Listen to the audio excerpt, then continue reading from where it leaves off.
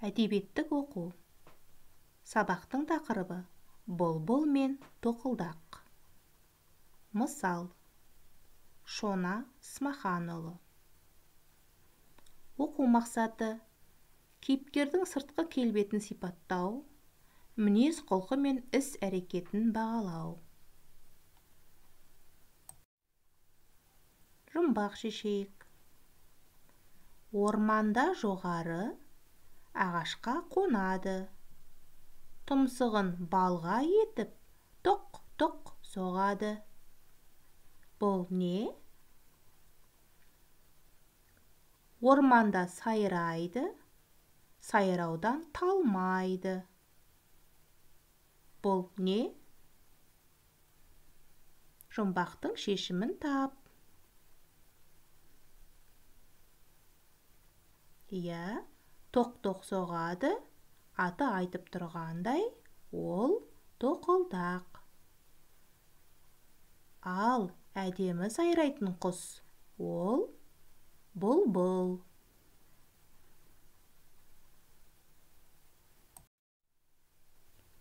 Бұлбұл кішкене ғана сұрша келген жұдырықтай ғана құс. Бұлбұл бау-бақшадағы әнші құс. Ол сонымен бірге өте пайдалы құстардың бірі. Егістіктегі, бау-бақшадағы ағаштардың құрттарын теріп жейді. Халқымыз әнші қыздарын бұлбұлға теңеген. Өйткені бұлбұлдың сайраған үні өте керемет болады.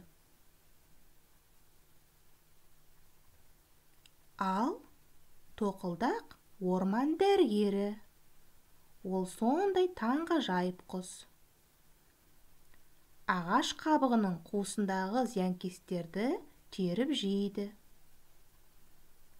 Тоқылдақтың үңгіп тастап кеткен ұяларын көбінесе басқа құстар мекендеп жатады.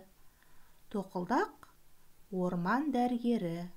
Ол да өте пайдалы құс.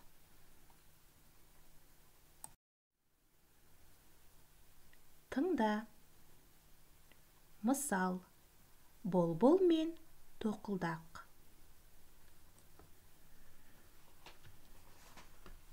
Бұлбұл келіп бұлқынды, тоқылдақты жұлқыды. Күндізде тоқ-тоқ, ойпырмай, өзің бір жан екенсің, жақ жоқ.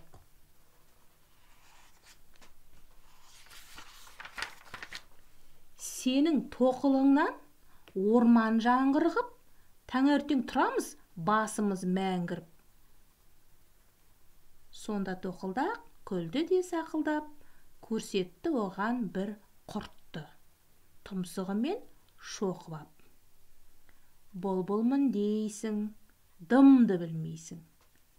Кезің келді сыналар, мен болмаса мыналар жоқ қылмай ма орманыңды? Көререм сонда әнге салғаныңды. Құрт жеген соң гүліңді, жұрт не қылсын үніңді? Деп тоқылдақ жауап беріпті. Қалай ойлайсың? Бұлбұл неге тоқылдаққа тиісті? Тоқылдақ не деп жауап берді? Тоқылдақтың пікірімен өзің келісесің бе? Неге келісесің? Бұл сұрақтарға шығарманы 4-5 рет қайталап оқып, жауап беріп көр. Кейіпкерлердің дауыс екпініне салып оқып көр. Маған ұқса. Бұлбұл бол және тоқылдақ бол. Дауысыңды еркін құбылта біл.